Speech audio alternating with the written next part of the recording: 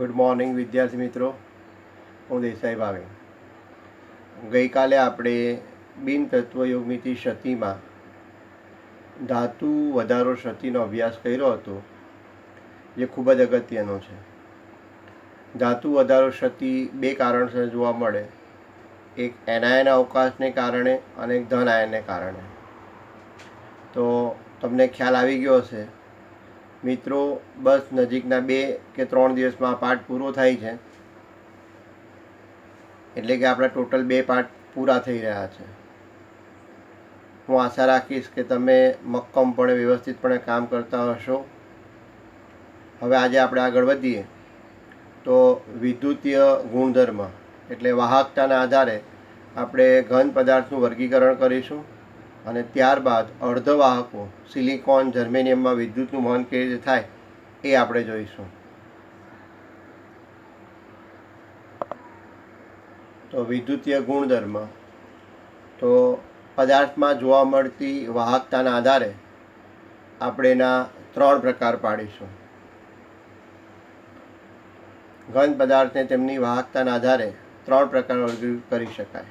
Number 1, વાહકો. તો જે ઘનમાં 10⁴ થી 10⁷ ઓમ ઇન્વર્સ મીટર ઇન્વર્સના ગાળામાં વાહકતા ધરાવે તેને આપણે વાહકો કહીશું. તમામ ધાતુઓ એ આ વિભાગમાં આવી જાય છે. ત્યારબાદ અવાહકો. આ એવા ઘન પદાર્થો છે જેમની વાહકતા ઓછી, એટલે કે 10⁻20 થી 10⁻10 ઓમ ઇન્વર્સ મીટર ઇન્વર્સના ગાળામાં હોય. ટૂંકમાં જે પદાર્થની વાહકતા આટલી હોય તો એને આપણે કહીશું અવાહકો. એટલે કાચ છે, રબર છે, પ્લાસ્ટિક છે, એ આમાં આવી જશે. અર્ધવાહકો. આ એવા ઘન પદાર્થો જેમની વાહકતા ઓછી, એટલે કે 10⁻6 થી 10⁴ ઓમ ઇન્વર્સ મીટર ઇન્વર્સ હોય એને આપણે અર્ધવાહક કહીશું. સિલિકોન અને જર્મેનિયમનો અર્ધવાહકમાં સમાવેશ થાય છે. તો મિત્રો, આંકડાકીય માહિતી યાદ રાખવી અને સાથે એકમ પણ યાદ રાખવો, ઓમ ઇન્વર્સ મીટર ઇન્વર્સ. તો સાદું સિમ્પલ છે. જે ઘન પદાર્થની વાહકતા 10⁴ થી 10⁷ ની વચ્ચે હોય એને વાહકો કહેવાય. જે ઘનની વાહકતા 10⁻20 થી 10⁻10 ની વચ્ચે હોય એને અવાહક કહેવાય. અને અર્ધવાહકની વાત કરીએ તો જેમની વાહકતા 10⁻4 થી 10⁴ હોય, બરાબર છે, તો આને અર્ધવાહક કહીશું. ઓકે. એકમ મિત્રો ખાસ યાદ રાખવું. મને યાદ છે ત્યાં સુધી એકમ પૂછાઈ ગયો છે, પણ હજુ આંકડાકીય માહિતી કોઈ દિવસ પૂછાય નથી. હવે આ વાહકતા ધાતુમાં અને અર્ધવાહકોમાં કઈ રીતે થાય છે તે આપણે જોઈએ છે પટ સિદ્ધાંત દ્વારા.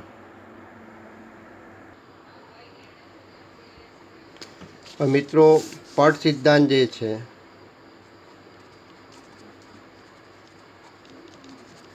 એમાં એવું માનવામાં આવે છે કે ઘનમાં 2 પ્રકારના પટ હોય. એક સંયોજકતા ઇલેક્ટ્રોનથી અંશતઃ ભરાયેલો એવો સંયોજકતા પટ, અને બીજો એની ઉપર હોય છે વાહકતા પટ.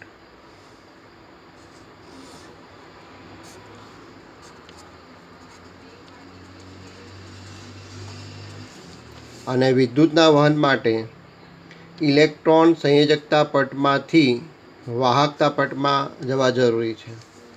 જો ઇલેક્ટ્રોન સંયોજકતા પટમાંથી વાહકતા પટમાં જઈ શકતા હોય તે વિદ્યુતનું વહન કરી શકે. ઓકે. હવે આ સંયોજકતા પટ અને વાહકતા પટ વચ્ચે ઊર્જાનો તફાવત હોય છે. તો આ જે ઊર્જાનો તફાવત હોય છે એને એનર્જી ગેપ,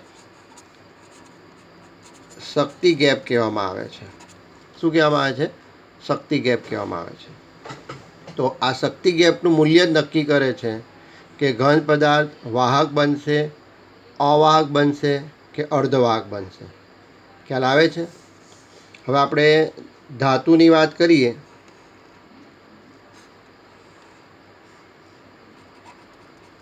તો ધાતુમાં સંયોજકતા પટ અને વાહકતા પટ લગભગ એકબીજા સાથે જોડાયેલા હોય અથવા એમની વચ્ચે એનર્જી ગેપનું મૂલ્ય ખૂબ ઓછું હોય, એટલે ઇલેક્ટ્રોન સંયોજકતા પટમાંથી વાહકતા પટમાં સહેલાઈથી જઈ શકે. ઓકે. જ્યારે આપણે અવાહકની વાત કરીએ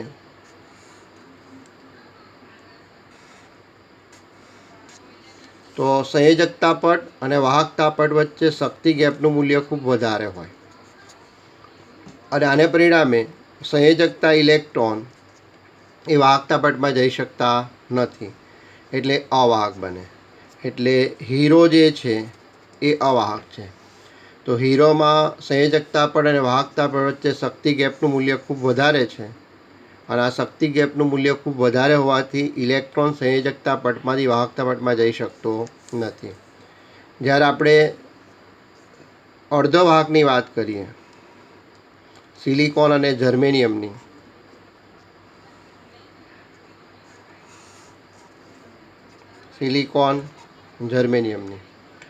તો સિલિકોન અને જર્મેનિયમમાં શક્તિ ગેપનું મૂલ્ય ધાતુ કરતાં વધારે છે અને અવાહક કરતાં ઓછું છે. એટલે સંયોજકતા પટમાંથી ઇલેક્ટ્રોન વાહકતા પટમાં જઈ શકે છે અને એટલા માટે એ વિદ્યુતનું વહન કરી શકે છે. પણ અહીંયા તમે જોશો તો ધાતુ કરતાં એનર્જી ગેપનું મૂલ્ય કેવું છે? વધારે છે. પણ અવાહક કરતાં એનર્જી ગેપનું મૂલ્ય ઓછું છે. તો આ કારણસર એ વિદ્યુતનું વહન કરી શકે છે. અને આમે તમે જોશો તો મોટાભાગના ઇલેક્ટ્રોનિક સાધનો એ સિલિકોન અને જર્મેનિયમમાંથી બનેલી વસ્તુઓ દ્વારા જ વપરાય છે અને જ્યાં વપરાય છે ત્યાં વિદ્યુતનું વહન થાય છે. વિદ્યુતનું વહન થાય એટલે એને એક્સ્ટ્રા એનર્જી મળે અને એક્સ્ટ્રા એનર્જી મળતા એ આ એનર્જી ગેપ એટલે કે આ ગેપના કૂદવા માટે સક્ષમ હોય છે. ઓકે. તો પટ સિદ્ધાંતમાં આવું કહેવામાં આવ્યું છે. જે આપણે મુદ્દા વાઇઝ પાછા સમજી લઈએ એકવાર.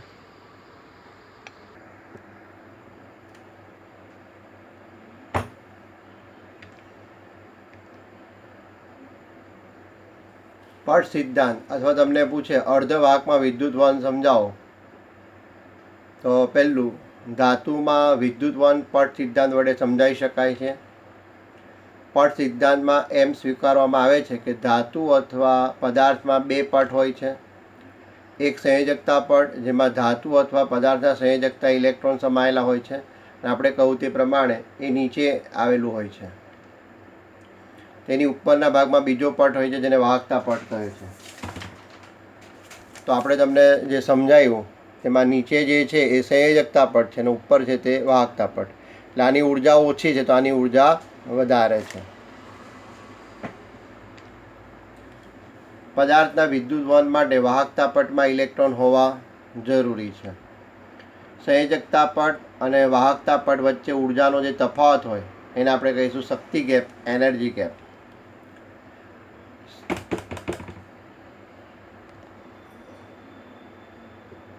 સંયોજકતા પટમાંના ઇલેક્ટ્રોન સહેલાઈથી વાહકતા પટમાં જાય તે માટે શક્તિ ગેપનું અંતર અગત્યનું છે. આકૃતિમાં બતાવ્યા પ્રમાણે અર્ધવાહકમાં શક્તિ ગેપનું મૂલ્ય ધાતુ કરતાં વધારે અને અવાહક કરતાં ઓછું હોય છે, જે આપણે હમણાં તમને બતાવ્યું હતું તે. તો ધાતુ કરતાં વધારે છે અને અવાહક કરતાં ઓછું છે. આથી કેટલાક ઇલેક્ટ્રોન વાહકતા પટમાં કૂદી જઈ શકે છે અને થોડી વાહકતા દર્શાવે છે. અર્ધવાહકોની વિદ્યુત વાહકતા તાપમાનના વધારા સાથે વધે છે કારણ કે વધુ ઇલેક્ટ્રોન વાહકતા પટમાં કૂદીને જઈ શકે છે. એટલે જેવી ગરમી મળશે એટલે એને એક્સ્ટ્રા એનર્જી મળે અને એક્સ્ટ્રા એનર્જી મળે એટલે ન કૂદી શકતા ઇલેક્ટ્રોન પણ એ એનર્જી ગેપનો જે ભાગ છે ખાલી જગ્યાને કૂદીને જઈ શકે. સિલિકોન અને જર્મેનિયમ જેવા પદાર્થો આ પ્રકારની વર્તણૂક દર્શાવે છે અને તે આંતરિક અર્ધવાહક કહેવાય છે. તો મિત્રો, આ ખૂબ જ અગત્યનો સવાલ છે. તમને એવું પૂછાય પટ સિદ્ધાંત સમજાવો અથવા તમને એવું પૂછાય કે ભાઈ અર્ધવાહકમાં વિદ્યુત વહન સમજાવો, તો આટલી થિયરીના મુદ્દાઓ લખવાના છે અને સાથે આકૃતિ પણ દોરવાની છે. તમને અગાઉ બતાવી તે પ્રમાણે તો જે ધાતુ હોય, આ જે નીચે જે બ્લુ કલરમાં દેખાય છે એ સંયોજકતા પટ ને ઉપર જે તે વાહકતા પટ. તો ધાતુમાં સામાન્ય રીતે સંયોજકતા પટ અને વાહકતા પટ જોડાયેલા હોય. આ અર્ધવાહક જે છે તે આ, અને જે અવાહક છે તે આ. તો આ સંયોજકતા પટ અને વાહકતા પટ વચ્ચે જે ઉર્જાનો તફાવત હોય છે એને શક્તિ ગેપ, એનર્જી ગેપ કહેવામાં આવે છે. તો આપણે અગાઉ કહ્યું તે પ્રમાણે આ અર્ધવાહક છે, તો અર્ધવાહકમાં એનર્જી ગેપનું મૂલ્ય ધાતુ કરતાં વધારે અને અવાહક કરતાં ઓછું છે. એટલે અહીંયા ઇલેક્ટ્રોન સંયોજકતા પટમાંથી વાહકતા પટમાં જઈ શકે. તો આ તમને ચોક્કસ આવડતું હોવું જોઈએ. ખ્યાલ આવે છે મિત્રો?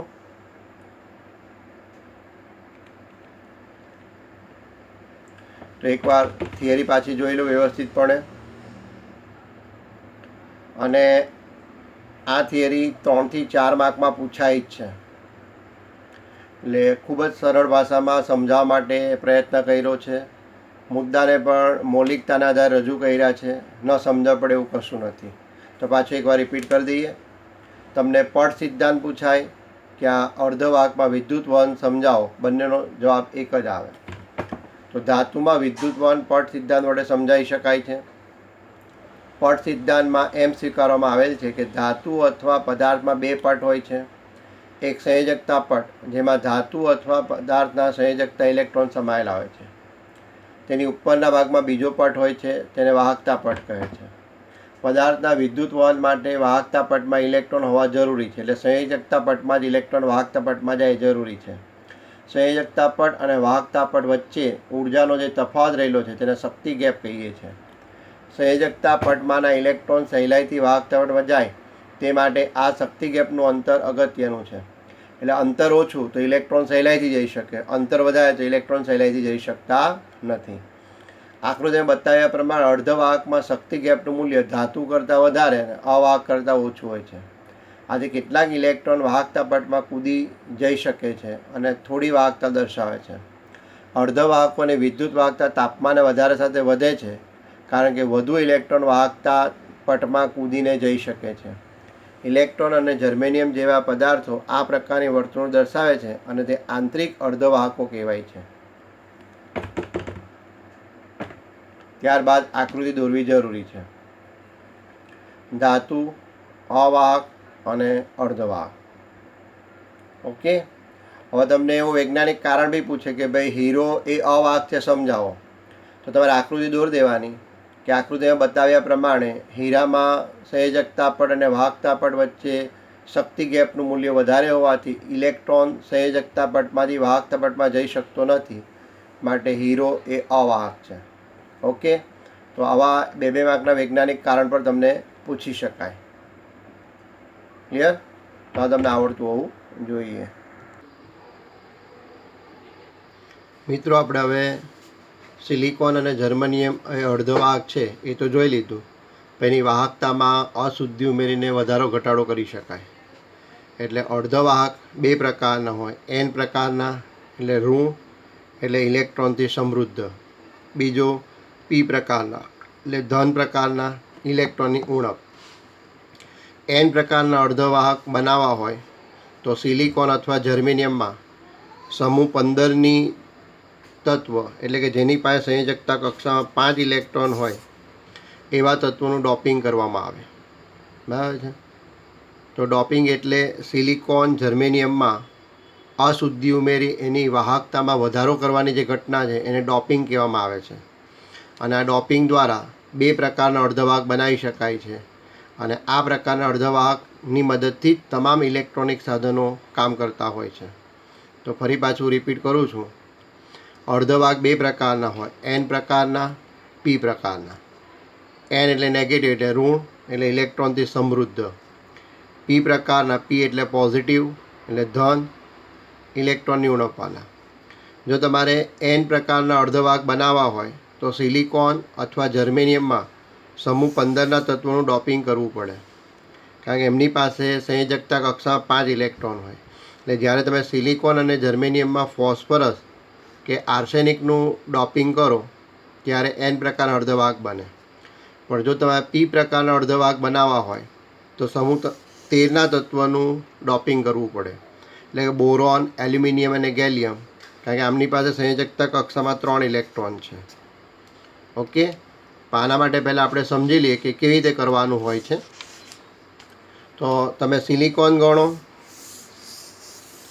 તો આ બોન્ડ સ્ટ્રક્ચર છે અને આ ડોટ સ્ટ્રક્ચર છે. તો સિલિકોન એ સમૂહ 14નું તત્વ છે, એટલે સિલિકોન પાસે સંયોજકતા કક્ષામાં 4 ઇલેક્ટ્રોન હોય. તો ચારેય ઇલેક્ટ્રોન એ આજુબાજુના સિલિકોન પરમાણુ સાથે સહસંયોજક બંધ બનાવવા વપરાઈ ગયા છે. જોઈ લો, દરેક સિલિકોનની ફરતે આ એક વચ્ચેનો લઈ લઈએ તો આ 1 2 3 અને 4. ઓકે, તો સિલિકોન પાસે સંયોજક કક્ષામાં 4 ઇલેક્ટ્રોન હોય અને 4 ઇલેક્ટ્રોન પડોશી સિલિકોન તત્વ સાથે એક ઇલેક્ટ્રોનની ભાગીદારી કરી સહસંયોજક બંધ બનાવે. તો શરૂઆતમાં સિલિકોન જે ધાતુ આપણી પાસે હોય એમાં આવું હોય. આ જ વસ્તુને આપણે ડોટ સ્ટ્રક્ચર દ્વારા દર્શાવીએ, જે આપણે 11 સાયન્સમાં શીખીને આવે છે લુઈસ બિંદુ રચના. તો તમે ડોટ સ્ટ્રક્ચર દ્વારા પણ સમજાવી શકો. ઓકે, હવે તમે જોઈ લો, સિલિકોન પાસે એક પણ મુક્ત ઇલેક્ટ્રોન નથી, અને મુક્ત ઇલેક્ટ્રોન નથી એટલે વિદ્યુતનું વહન કરી શકે નહીં. હવે ડોપિંગનો મતલબ શું? તો માની લો કે આપણી પાસે સિલિકોન સ્ફટિક છે, તો અહીંયાથી આપણે સિલિકોન પરમાણુ કાઢી નાખ્યો. અમારે N પ્રકારનો બનાવવો છે, બરાબર છે. તો મારે N પ્રકારનો બનાવવો હોય એનો મતલબ કે મારે સમૂહ 15ના તત્વો, મેં તમને અગાઉ કહ્યું તે પ્રમાણે સમૂહ 15ના તત્વોનું ડોપિંગ કરવું પડે. એટલે ફોસ્ફરસ કે આર્સેનિક આ બેમાંથી એક તત્વનું ડોપિંગ કરવું પડશે. તો હવે તમે એવું માની લો કે અહીંથી મેં સિલિકોન પરમાણુને ઉચકી લીધો, નાની જગ્યા પર ફોસ્ફરસ તત્વનું ડોપિંગ કર્યું. તો ફોસ્ફરસ પાસે સંયોજકતા કક્ષા કેટલા ઇલેક્ટ્રોન છે? 5. અને આપણને સહસંયોજક બનવાના કેટલા જોઈએ? 4. 1 2 3 અને 4. તો ફોસ્ફરસ પાસે હજુ એક ઇલેક્ટ્રોન હોય તો એટલે આ એક ઇલેક્ટ્રોન. માની લો કે આ જ રીતે આપણે એક બીજા સિલિકોન પરમાણુનું ડોપિંગ કરી નાખીએ, એટલે અહીંયાથી કાઢી નાખીએ અને આની જગ્યા પર ફોસ્ફરસનું ડોપિંગ કરીએ. તો ફોસ્ફરસ પાસે સંયોજકતા કક્ષામાં ફરી પાછા 5 ઇલેક્ટ્રોન છે, તેમાંથી 4 તો અહીંયા વપરાઈ ગયા, ફરી પાછો એક બચ્યો. તો આ રીતે ધીરે ધીરે ધીરે સિલિકોનનો જે સ્ફટિક છે એ ઇલેક્ટ્રોનથી સમૃદ્ધ થઈ જાય છે. ટૂંકમાં આના ઉપર ઋણ વીજભાર આવે છે અને N પ્રકારનો અર્ધો વાહક કહેવામાં આવે. ખ્યાલ આવે છે? અગાઉ કહ્યું તે પ્રમાણે. તો આ રીતે N પ્રકારના અર્ધવાહક બનાવવામાં આવે છે. હવે P પ્રકારની વાત કરીએ તો ફરી પાછા આ સ્ટ્રક્ચરની વાત કરીએ. હવે આપણે બોન્ડ સ્ટ્રક્ચરમાં સમજાવી દઈએ. તો હવે આના પછી આપણે લુઈસ બિંદુ રચના દ્વારા સમજાવીએ. તો આ સિલિકોન છે, એની ફરતે 4 સહસંયોજક બંધ છે. ઓકે, દરેકમાં આવું છે. લો, આ રીતે છે.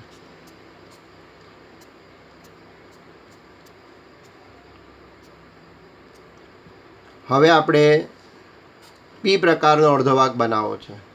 તો આ સિલિકોનની આપણે કાઢી નાખીએ અને એની જગ્યા પર સમૂહ 13ના તત્વ બોરોન, એલ્યુમિનિયમ કે ગેલિયમનું ડોપિંગ કરીએ. તો હવે આ સિલિકોન નીકળી ગયો. આની જગ્યા પર શું આપણે એડ કરીએ? માનો કે બોરોન એડ કરી દઈએ. તો બોરોન એ સમૂહ 13નું તત્વ છે, તેની પાસે સંયોજકતા કક્ષામાં કેટલા ઇલેક્ટ્રોન હોય? 3. અને આપણને જોઈએ કેટલા? 1 2 3 અને 4. તેનો મતલબ એની પાસે એક ઇલેક્ટ્રોન ઓછો થઈ ગયો, એટલે એક છિદ્ર ઉદ્ભવે છે. ઓકે, આ રીતે અહીંયાથી આપણે સિલિકોન કાઢી નાખીએ અને બોરોનનું ડોપિંગ કરીએ. તો સંયોજકતા કક્ષામાં 3 ઇલેક્ટ્રોન છે, એટલે ફરી પાછો એક ઇલેક્ટ્રોન ઘટ્યો, એટલે ઇલેક્ટ્રોનની ઉણપ વર્તાય. તો આને કહેવાય છે P પ્રકારના અર્ધવાહક. ખ્યાલ આવે છે?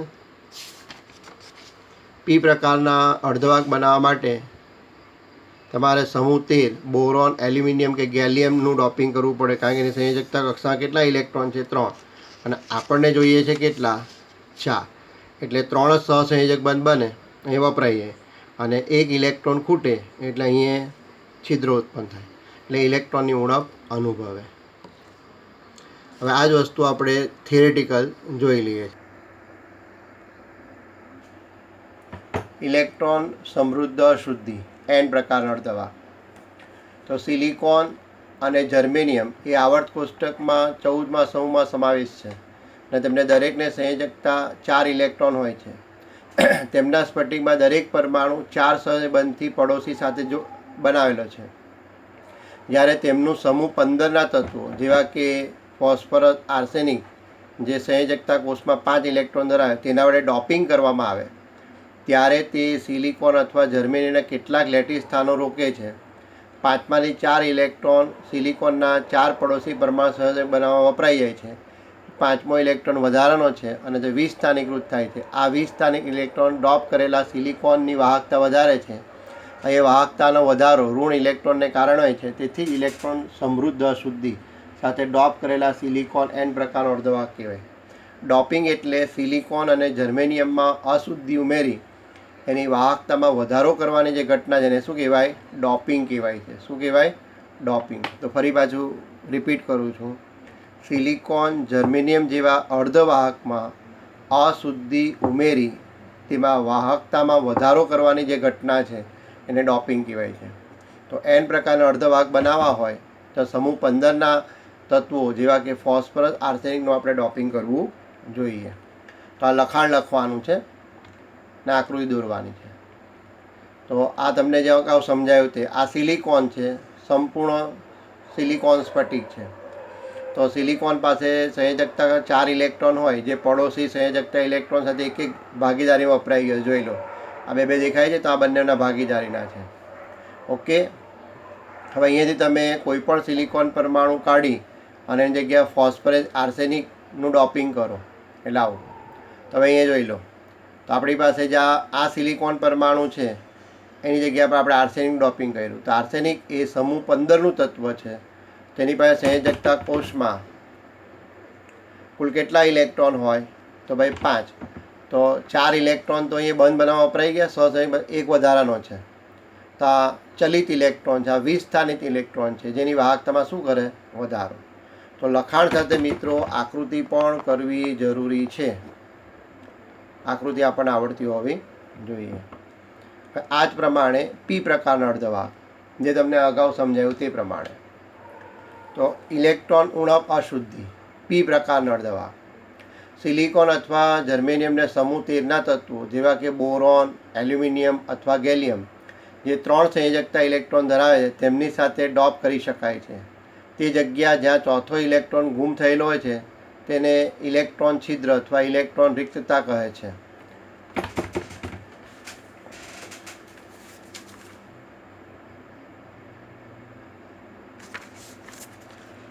મેં તમને એ બતાવ્યું ને આપણે કે જ્યારે આપણે બોરોન એલ્યુમિનિયમનું ડોપિંગ કરીએ ત્યારે એક ઇલેક્ટ્રોન ખૂટે એટલે અહીંયા છિદ્ર ઉત્પન્ન થઈ ગયું.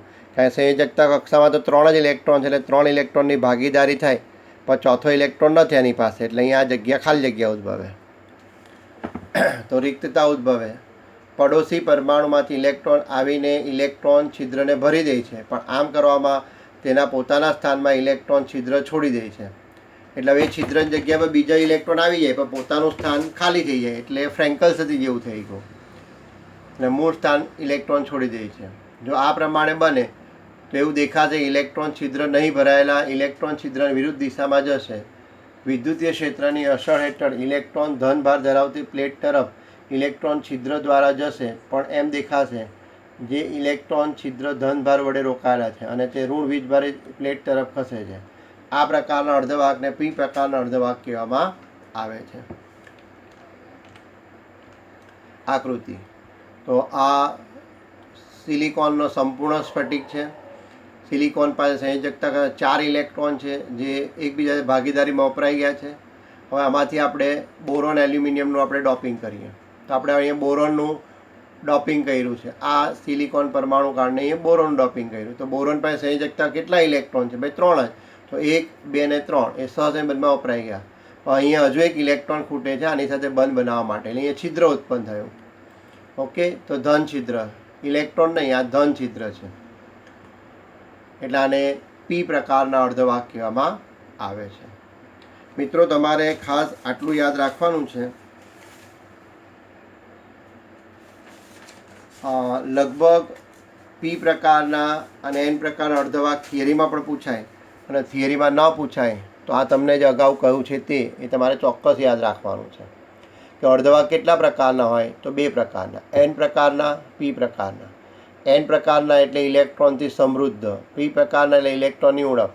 તમારે n પ્રકારના અર્ધવાહક બનાવવા હોય તો સમૂહ 15ના તત્વો જેની પાસે 5 સંયોજકતા ઇલેક્ટ્રોન છે, ફોસ્ફરસ, આર્સેનિક, એમનું ડોપિંગ કરવું પડે. p પ્રકારના એટલે કે ઇલેક્ટ્રોનની ઉણપવાળા અર્ધવાહક બનાવવા હોય તો સમૂહ 13ના તત્વો એટલે કે જેના સંયોજકતા કોષમાં 3 ઇલેક્ટ્રોન છે, જેવા કે બોરોન, એલ્યુમિનિયમ, ગેલિયમનું ડોપિંગ કરવું પડે. આ સવાલો MCQમાં વારંવાર પૂછાયા છે કે n પ્રકારના અર્ધવાહક બનાવવા હોય તો કોનું ડોપિંગ કરવું જરૂરી છે, p પ્રકારના અર્ધવાહક બનાવવા હોય તો કોનું ડોપિંગ કરવું જરૂરી છે, એવું વારંવાર પૂછાયું છે. તો ઓપ્શન જોઈ લેવું, બરાબર છે. અને આ જ તમારે યાદ રાખવાની જરૂર પડે એમ છે. બાકી થિયરી તમે મૌલિકતાના આધારે પણ લખશો તો વાંધો આવશે નહીં. ખ્યાલ આવે છે ને મિત્રો? તો સાદું સિમ્પલ છે. તો આજે માત્ર આપણે 2 જ થિયરી જોઈ છે અને તમને આવડે જરૂરી છે. શરૂઆતમાં જે વિદ્યુતીય વાહકતાના આધારે 3 પ્રકાર પાડ્યા, વાહક, અવાહક અને અર્ધવાહક, એમાં મૂલ્ય અને એકમ યાદ રાખવાના, એ MCQ બેઝ છે. ત્યારબાદ પટ સિદ્ધાંત એ 4 માર્કમાં પૂછી શકાય એવી થિયરી છે. અને p પ્રકાર અને n પ્રકાર એ અલગથી 2-3 માર્કમાં પૂછી શકાય એવી થિયરી છે. ઓકે. અને આ p પ્રકાર કે n પ્રકારના અર્ધવાહક પૂછાય તો આકૃતિ દોરવી કમ્પલસરી છે. જોઈ લો, મેં આકૃતિ પણ 2 અલગ અલગ સેક્શનમાં ડિસ્ટ્રીબ્યુટ કરેલી છે. એટલે આ ઓરિજિનલ સિલિકોન પરમાણુ અને પછી ડોપિંગવાળું, આવું p અને n પ્રકાર બંનેમાં, અને સાથે લખાણ. એટલે આકૃતિનો અડધો 1 માર્ક હોઈ શકે ને લખાણનો 2 માર્ક. એટલે આ અર્ધવાહકો પણ 3 માર્કમાં પૂછી શકાય એ થિયરી છે. ઓકે. હવે આ અર્ધવાહકના જે કંઈ પણ ફાયદા છે અને બીજો નાનો મસ્તો ટૉપિક છે એ આપણે આના પછી જોઈશું. અને મિત્રો 2 દિવસમાં આ પાઠ પૂરો થાય છે, એટલે તમે મારી સાથે રહેજો, દિલથી કામ કરશો. આશા રાખીશ કે તમને સમજાતું હશે. અને મિત્રો રાઇટિંગ પ્રેક્ટિસ ખાસ કરવાની છે. તો આજની આ 3 થિયરી તમારે 2-2 વાર લખવાની છે. અને હું 2 વાર કહું એટલું પૂરતું નથી. તમને રાઇટિંગ પ્રેક્ટિસ 1 વાર કરવાથી આવડી જાય તો 1 વાર કરજો, પણ સામાન્ય રીતે 2 થી 3 વાર લખો તો આપણા મગજમાં કોતરાઈ જાય, એટલે યાદશક્તિ મજબૂત થાય. Thank you so much. જય હિન્દ, જય ભારત.